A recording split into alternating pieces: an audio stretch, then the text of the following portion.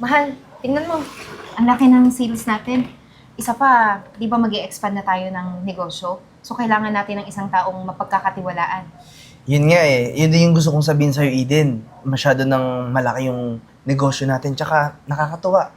Eh, may kilala ka ba o meron ka bang natitipuhan kung sino yung pwede natin mapagkakatiwalaan? May naisip na ako eh. Yung mga kapatid ko sa probinsya. Pero, kailangan ko pang umuwi para malaman ko kung willing sila o sino sa kanila yung pwede kong pagkatiwalaan sa negosyo. Sigurado ka ba dyan? Eh, lagi mo naman sinasabi sa akin na yung iba mong kapatid, masama yung ugali. Iba ka mamaya, hindi maganda itrato sa'yo nun. Huwag kang mag-alala. Ako nang bahala dun. Basta, para sa negosyo natin, gagawan ko ng paraan. Sige, mahal kita. May tiwala ako sa ikaw ng bahala. Sige na. Ay, nako. Kat? Pasensya ka na ha. Biglaan yung pagpunta ko dito. Akala ko naman yung mga tropa ko yung pupunta dito. Eh, yung makikita ko, akala ko makakapag-inom na ako. Ikaw lang pala makikita ako dito. Ano ginagawa mo dito? Ayun na nga eh. Importanteng malaman mo na dito muna ako manunuluyan.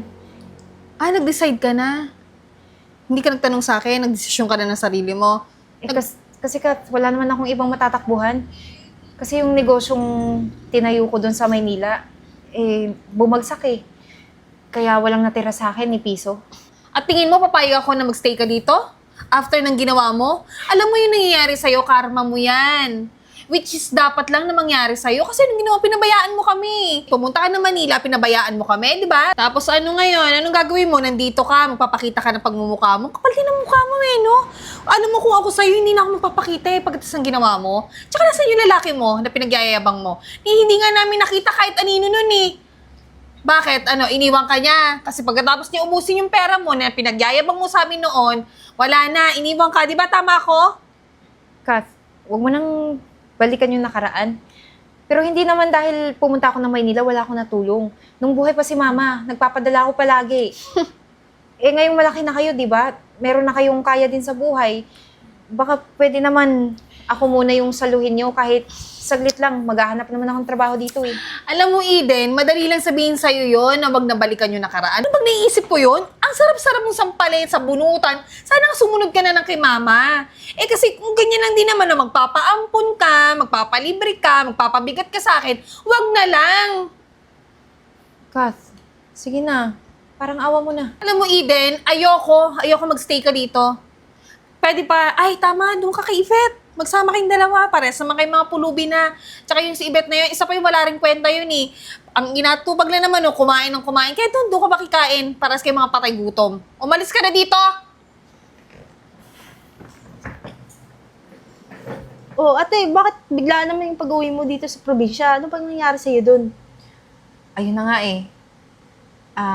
Nalubog ako sa utang, pati yung negosyo ko. Nawala na rin. Kaya wala akong ibang choice kundi bumalik dito. Ganun ba? Eh, hindi ka ba lumapit kay Kat? Siya nga yung pinakauna kong pinuntahan kaso pinagtabuyan ako, gawa ng ganito na ako. Sinumbat niya lahat sa akin na hindi ako nakatulong. Pero hindi naman yung totoo eh. Di ba alam mo naman yun na nagpapadala naman ako kay mama dati? Oo naman, eh. Ako, masama rin naman pala ng ugali ni Kat. Eh, siya nga pala, di ba may asawa ka? Wala na. Hiwalay na kami simula nung lumubog yung negosyo ko. Naghanap ng iba. Wala na kasi akong pera. Ano ba yan? Hinayaan ka na lang yan. Kesyo lumubog yung negosyo mo, iniwan ka lang. Wala akong magagawa. Yun yung gusto niya. So, ibig sabihin, wala kang matutuluyan. Oo eh. Di ko alam kung saan ako matutulog ngayon. Ganito na lang. Para hindi ka na mag-isip, dumito ka na lang muna sa akin habang wala ka pang nahanap na trabaho. Sigurado ka ba? Baka naman magalit yung pamilya mo sa akin. Nako, huwag kang mag-alala. Kaya ko pa naman. Isa ka lang namang dadagdag dito, wala namang problema yun eh. Kaya ko pa namang mag-provide dito. Yung pangkonsumo natin, kapatid din kita eh. Hirap naman din kung hayaan na lang kita dyan. Kung ganun, hindi ko natatanggihan. Alam ko namang magiging pagbigat ako, pero wag kang mag-alala. Gagawa din ako ng paraan para makatulong sa'yo. Sige, dumito ka na lang muna ha. Basta huwag mong isiping magiging pabigat ka. Huwag kang mag-alala, nandito naman ako. Basta sisiguraduhin ko, makakahanap ako ng trabaho agad. Sige, sige. Inom ko muna dyan. Naku, Yvette, tignan mo naman, dami nating naani. Pwede na to panghapunan natin. Oo nga eh. Alam mo ba, itong mga na-harvest namin dito, kapag may sumusobra dyan sa paglalako ko, naku, pinapangkain na lang din namin yung mga sobra dun sa bahay. Yan lang din kasi yung tumutulong sa amin mag-survive sa pang-araw-araw namin. Talaga ba? Ibig sabihin, ito lang talaga yung pinagkakakitaan nyo. Oo eh, alam mo naman, hindi naman tayo nakapagtapos. Kaya, yan lang din yung tumutulong sa amin sa pang-araw-araw na makakaraos kami. Naku, alam mo ba itong mga ganito? Malaking bagay na to. Tsaka, ang sipag nyo ha, nagtatanim talaga kayo para may maani. Oo, sa sipagan lang talaga yan.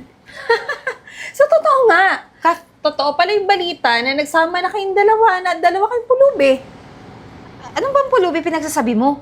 Eh, hindi naman to pulubi si Yvette. Hindi ba pulubi ang tawag dyan sa ganyang ginagawa nyo? Ha?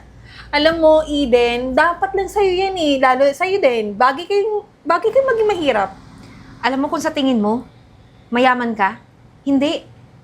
Okay, sabihin natin may pera ka. May kaya ka lang. Pero sana, wag mo naman masyadong mataas yung tingin mo sa sarili mo. Eh, sino pala sa ating tatlo yung mayaman, ha? Malamang ako talaga yun. Ako yun. Eh, wala naman kayong mga pera eh, di ba? Kaya nga, kayo dalawa na magkakampi eh.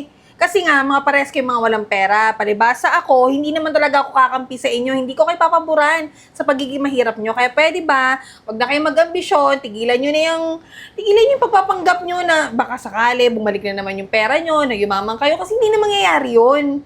Okay, Kat, alam mo ba? Baka nakakalimutan mo. Galing ka rin dito. Kaya huwag kang umasta ng ganyan. Baka bumalik ka rin sa pagiging mahirap. Mas mahirap pa. Mukha mo, hindi ako magiging mahirap katulad yung dalawa, no? Alam mo, lahat ng sinabi mo, pagsisisihan mo balang araw. Okay, nakakatakot. Natatakot ako. Huwag mo na nga yung pansinin. Pwede ba umalis ka na lang kung wala kang sasabihing maayos? Talagang aalis ako, check ko lang naman at confirm ko lang naman na talaga mahirap na kayo. Ako, wala talagang pinagbago yung ugali ng batang yun. Hayaan mo na yun. Huwag mo na pansinin. Alam mo, naniniwala naman ako dahil sa potensyal mo, isang araw, baka magkaroon ka ng malaking farm. O, di ba? Magkaroon ka ng malaking plantation. So, ibig sabihin, yayaman ka talaga. Sa bagay, wala namang imposible kung mangarap, di ba? Eh, libre lang din yun. Malay mo naman. Masipag naman ako. Basta naniniwala ako, darating yun. Parang malapit na nga eh. Parang kinakabahan ako yung sinasabi mo. Sana may himala. De, joke lang. Tara na nga, uwi na tayo. Nang makaluto tayo. Hi, sir. Good morning. Alam mo, wala talaga ako na-expect na bisita eh. Ba't ka nagpunta dito? Dito po kasi ako pinapunta ni Miss Eden. Pwede ko po ba siyang makausap? Eden, kapatid ko yun ah. Tsaka sino ka ba? Ano ka ba? May kailangan lang po akong i-discuss kay Miss Eden. Andyan po ba siya? Teka lang, mukha kang mayaman ah. Yung kapatid ko na yun, mahirap lang yun eh. Paano mo siya makakakilala ng katulad mo mayaman? Tsaka, wala. Huwag mo na hanapin yung kapatid ko na yun. Tsaka bobo naman yun. Tsaka bukod dun, mahirap lang yun. Ako medyo may kaya ko. Alam mo, wala kang boyfriend ngayon eh. Kung okay na naman sa'yo, pwede ka daw maging... Anong nangyari sa'yo? Di ba tinext mo ko? Anong tinext? Ba't naman ka titi-text? Sabi mo nga, emergency, pinapunta mo kaya ako dito. Ito nga, nagdala nga ako ng mga gamot na halaman para, akala ko kasi, Alam mo, ka na. ilayo mo nga sa akin yan. Ang baho-baho naman ng mga halaman na yan. Balik tayo dun. Kung wala ka lang naman jowa, pwede naman ako. Tsaka may sarili akong bahay. Medyo may kaya-kaya naman ako. Senadora. Ano sabi mo? Eden! Eden, ba't nandito ka? Kung magtataka kayo kung bakit nandito ako, pati si Yvette, pati itong lalaking to, dahil meron tayong importanteng pag-uusapan. At kung lalandiin mo lang tong lalaking to, hindi ako papayag. At bakit? Sino naman siya? At kaano-ano mo naman yan? Siya yung attorney at asawa ko. Asawa mo yan? Hindi ka naman nag-aasawa ng pangit tsaka na mahirap. Kasi alam mo, hanggang ngayon hindi pa talaga nagbabago yung ugali mo. Kaya nga ako nagpanggap na mahirap. Kasi gusto ko, isa sa inyo, yung maging ka-business partner ko. Ay, ikaw naman ate. Hindi mo naman sinabi, di sana naman medyo pakabait ako ng konti. Huwag ka mag-alala, pwede naman ako magbago. Di ba? Di ba? Alam mo, yung isang tao, hindi yan magbabago sa isang iglap lang. Kailangan pagsisihan niya lahat ng ginagawa niya. At ngayon, kami ng asawa ko, nakapag-decide na kami kung sino yung magiging ka-business partner namin dahil nag-expand na yung negosyo namin sa Maynila. At dala ko na nga dito yung dokumento para pirmahan mo, Yvette.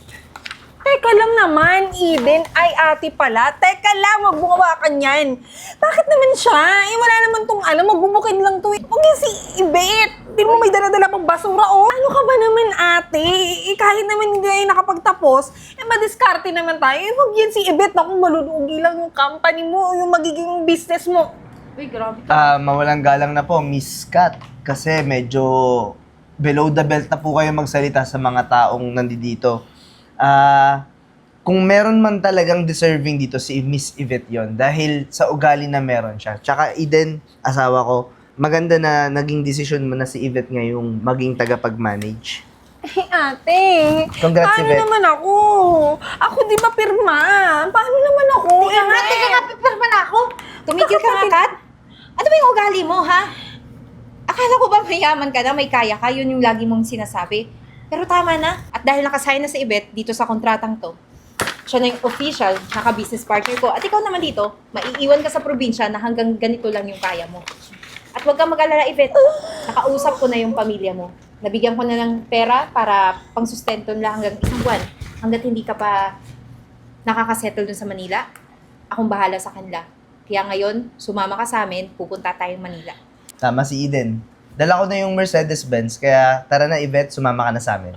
Sama ako! Hindi. Yvette, alam mo ba, hindi ako nagsisi na ikaw talaga yung kinuha ko bilang business partner ko. Kasi tignan mo, from 5 branches, ngayon, naging 15 branches na tong company na pinapatakbo natin ngayon. Nako, hindi ko naman lahat maaabot yun kung hindi dahil sa'yo. Kung hindi ka nagtiwala sa akin, wala din ako dito ngayon. Pero alam mo ba, lahat ng to naman, hindi ko din magagawa ng dahil sa'yo. Tsaka, syempre, kung hindi ako nag-isip ng paraan kung paano ko matitest kayong mga kapatid ko, siguro hindi ko malalaman sino yung pinakamapagkakatiwalaan ko.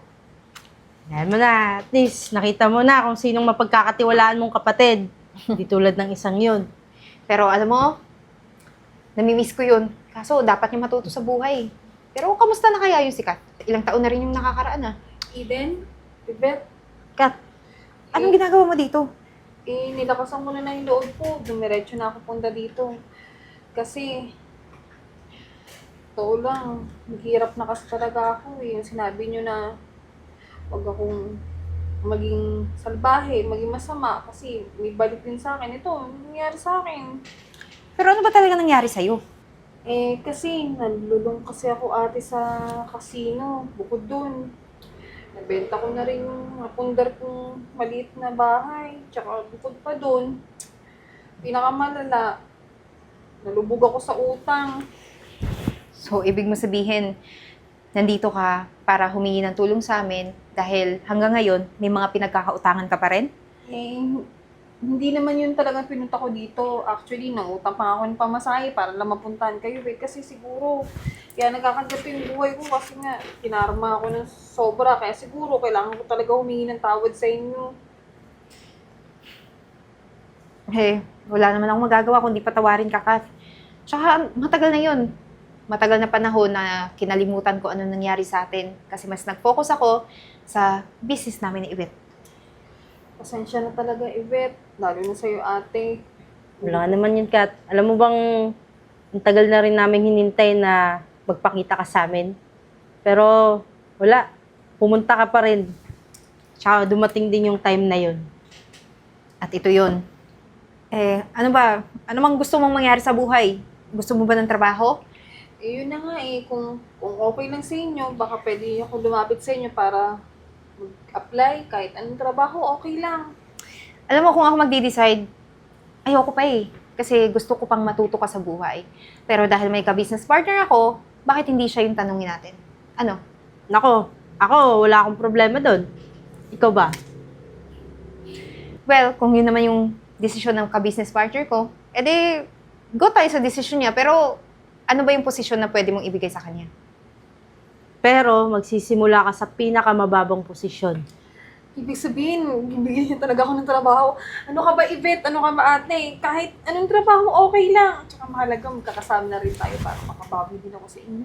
Sige okay lang sa'yo. Janitress ka muna. Okay lang, walang problema. Siyempre, mahirap naman kung i-promote ka namin agad. May mas nauna pa sa'yo. Mas deserve pa nila. Pero kung ipapakita mo rin naman yung pagbabago mo, bakit hindi? Sa ngayon, mag-uumpisa ka sa pinakamababa. Pag naging okay ka, pwede kitang i-promote. O ano? Okay ka na doon? Oo, okay. Sige na, mauna na ako kasi may mga asikasuhin din ako dun sa nilipatan ko inupahan ko Eh, yung inuupahan mo, wag na yun. Ibigay mo lang na deposit mo doon. Di ba? Talaga Oo. ba? Sige, tara na po. Oo. Tara na. Doon ka titira kay Ibit, ha? Oo naman, okay lang.